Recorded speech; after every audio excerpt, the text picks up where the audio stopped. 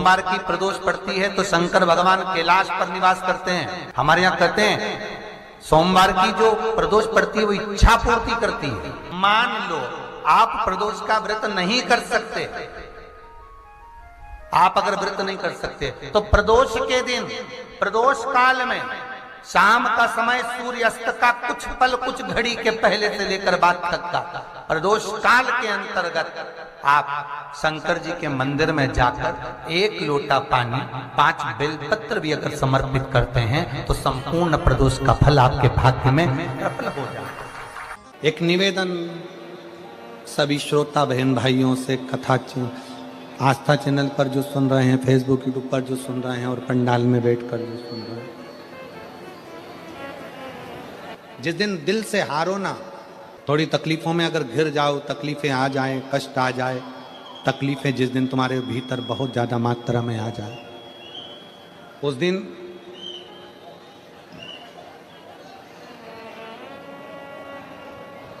तीन बेलपत्र, एक बेलपत्र में पीला चंदन, बीच वाली पत्ती। जिस दिन तुम्हें लगे कि मैं बहुत दुखी चल रही हूं और मेरा काम हो ही नहीं रहा, बहुत तकलीफ की जिंदगी चल रही है, कोई हाथ पकड़ने वाला नहीं है, कोई संभालने वाला नहीं है और बहुत तकलीफ हो रही, बहुत तकलीफ। उस समय पर एक बेलपत्री के बीच वाली पत्ती पर पीला चंदन, दूसरी पत्ती पर लाल चंदन और तीसरी पत्ती पर 11 चावल गीले, पानी में उसको थोड़ा सा भिगो लें या धो लें, 11 चावल गीले शिव जी की उस पत्ती पर रखें। सबसे पहला पीला चंदन का बेलपत्र, दूसरे नंबर पर लाल चंदन का बेलपत्र, तीसरे नंबर पर जो 11 चावल आपने धोकर रखे हैं वो हाथ की हथेली में रखना है और हाथ की हथेली में रखकर अपनी कामना कर कर भगवान शंकर से विनय कर कर पंचाक्षर मंत्र नमः शिवाय या षडाक्षर मंत्र ओम नमः शिवाय या श्री शिवाय नमस्तुभ्यम बोलकर उस बेलपत्र पर सीधे हाथ में रखकर उल्टे हाथ का स्पर्श कर कर बाबा से अपने मन के भाव कहकर शंकर के शिवलिंग पर उसे समर्पित कर दीजिए। 1 ही लोटा जल, जहां से जल बहता है अशोक सुंदरी वाली जगह, 1 ही लोटा जल, जहां से जल बहता है उस जल बहने वाली जगह पर 3 बार उस जल को अपनी कामना कर कर श्री शिवाय नमस्तुभ्यम या पंचाक्षर मंत्र या षडाक्षर मंत्र बोलकर 3 बार उस स्थान पर गिरा दीजिए। गिराने के बाद में बाबा से विनय कर कर अक्षत वाली जो बेलपत्र है, एक बेलपत्र और एक अक्षत उसमें से अपने लिए लेकर आ जाओ। उसको 2 महीना 3 महीना अपने घर में रखिए। जितना भी दुख है धीरे धीरे बाबा समाप्त कर कर खुशियां घर में लेकर आता ही है। दुख समाप्त होगा, खुशियां घर में आएगी जरूर। जो बेटियां ससुराल में दुखी हैं,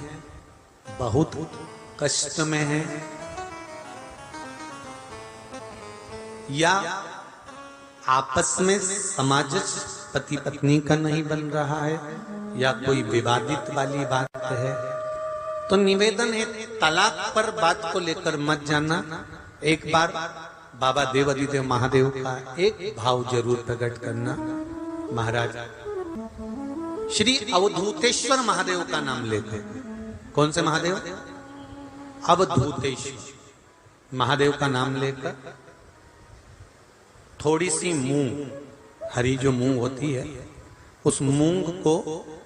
गला लीजिए पानी में। गलाने के बाद में उस मूंग को शिव मंदिर में ले जाकर भगवान जो नंदीश्वर विराजमान होते हैं वहां रखकर 7 बेलपत्र उस मूंग पर चढ़ा दीजिए। चढ़ाकर बेलपत्र मेरे देवाधिदेव महादेव को अवधूतेश्वर महादेव के नाम से समर्पित कर दीजिए। वो मूंग उठाकर गौशाला में या आपके रोड पर कोई नंदी दिख जाए या गौशाला में कोई नंदीश्वर हो तो उस नंदी को वो मूंग खिला दीजिए, थोड़ी सी। 3 या 4 प्रदोष करोगे, तलाक तक बात नहीं पहुंचेगी, आपस में प्रेम बढ़ जाएगा, बेटी को सम्मान मिलना प्रारंभ हो जाएगा और टेंशन समाप्त हो, परिवार नहीं टूटेगा। जिस महीने में जो प्रदोष पड़ा करे, जब प्रदोष पड़े, बन सके 1 बेलपत्र, बन सके 5 बेलपत्र, शमी पत्र, हरे मुंह, हरा मुंह, बेलपत्र, एक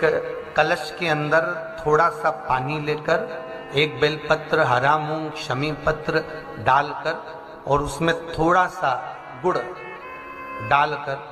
भगवान शिव का स्मरण कर कर प्रदोष काल में, मान लो कोई काम आपका बहुत जरूरी है, बहुत दिनों से आप थक गए हैं, नहीं हो रहा, कर्जा बढ़ रहा है, धन नहीं आ रहा, व्यापार नहीं चढ़ रहा, या कोई समस्या बहुत प्रबल है, कोई एग्जाम में बैठ रहे हो नहीं हो रहा, परीक्षा भी दे दी है, रिजल्ट आने ही वाला है, तो भी प्रदोष काल में, प्रदोष के समय वो जल, मूंग, शमी पत्र और बेलपत्र और गुड़ का शंकर के शिवलिंग को समर्पित करना प्रारंभ कर दो। 2 या 3 प्रदोष करोगे, बाबा आपकी मनोकामना शीघ्र पूर्ण कर देगा। 2 या 3 करो, बाबा करे। बहुत तकलीफ है, दुख की जिंदगी चल रही है, कोई परिवार में बेटे हैं, बहुएं हैं, बेटियां हैं, सब प्रयास कर रहे हैं, बेटे भी प्रयास कर रहे हैं, बहू भी प्रयास कर रही है, बेटी भी प्रयास कर रही है कि मुझे कोई अच्छा जॉब मिल जाए, मैं उन्नति की सीढ़ी पर चढ़ जाऊं, मैं बहुत आगे बढ़ जाऊं। और बेटा बेटी बहुएं अगर आगे नहीं बढ़ पा रही है तो शिव महापुराण की कथा कहती है कि एक कार्य करिएगा, एक बेलपत्र लीजिए और 7 चावल के दाने इस बेलपत्र के मध्य वाली पत्ती पर रख लीजिए। जो बेटा बेटी बहुत प्रयास कर रहे हो, बहुत कंपटीशन एग्जाम दे रहे हो, बहुत मेहनत कर रहे हो और उसके बाद भी बहुओं का, बेटियों का, बेटों का अगर कहीं जॉब नहीं लग रहा और कहीं सिलेक्शन हो ही नहीं रहा और बहुत हार चुके हैं, तब एक बेलपत्र 7 चावल के दाने मध्य पत्ती पर 7 चावल के दाने, एक घिसे हुए चंदन की गोली, पीला चंदन को घिस कर उसकी एक गोली बनाई, एक गोली गोल कर शिव पिंडी जैसी, शिवलिंग जैसी गोली बनाकर उस चावल के दाने पर रख लो। एक स्थान पर रखकर घर के अंदर ही उसका पूजन कर लो। और पूजन करना है वही जो आप घर में सामग्री आपके रोली, चावल, मोली, हल्दी, उससे पूजन कर कर, दिए से आरती कर कर, ऐसी कैसी ही बेलपत्र अशोक सुंदरी वाली जगह पर, थोड़ा समझिएगा,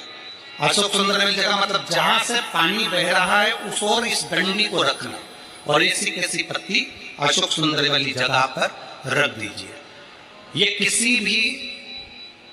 प्रदोष के दिन या किसी भी सोमवार की अष्टमी के दिन या किसी भी विशेष शिवरात्रि के दिन आप ये